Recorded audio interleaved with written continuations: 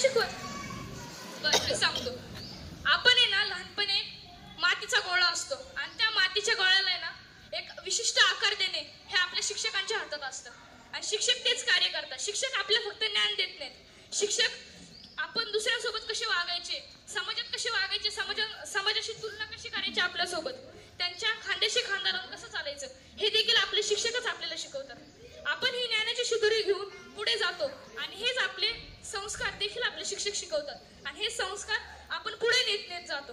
आणि एखाद्या वेळेस तुम्हाला कोणी विचारलं असेल कोणत्या शाळेत आहे रे, तुम्ही एखादे चांगले काम केले तर तरी पण विचारतात तू कोणत्या शाळेत आहे रे, आपण सांगतो. म्हणजे त्यांना पण माहिती की शिक्षकच आपल्याला घडवण्याचं कार्य करतात.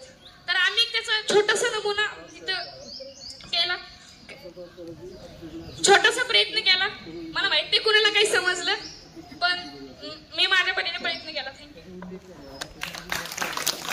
नव्हतं पण असे काही विद्यार्थी होते की ज्यांना बोलण्याशिवाय राहतच नव्हतं, पण त्यांना मॅडमने आल्यावर चांगलं समजवलं आणि मग छान झालं आमचं. जेवढे मला पॉइंट्स कव्हर करायचे होते मी तेवढे छानपणे कव्हर केले. चांगला रिस्पॉन्स देखील विद्यार्थ्यांनी दिला आणि काही विद्यार्थ्यांनी एवढा छान रिस्पॉन्स दिला की खूपच छान. मला छान वाटलं की मला असं वाटलं की यांना आपण जे शिकवते ते कळतंय, शिक्षक जे शिकवतात ते कळतंय. ज्यावेळेस मी उजळणी घेत होतो त्यावेळेस मला असं कळलं की वाघमारे मॅडमनी खरंच छान शिकवलंय.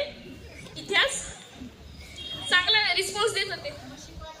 हा शिकवायला माझ्या आली म्हणून हा रिस्पॉन्स दिला की शिकवायला माझ्या आली. मला की वेगळाच उत्साह आपल्या अंगामध्ये शरीरामध्ये आहे असं वाटतं. आता म्हणजे मला आता कळतं की ना शिक्षकाला काय काय कृती करावं लागते अपेक्षित असतं.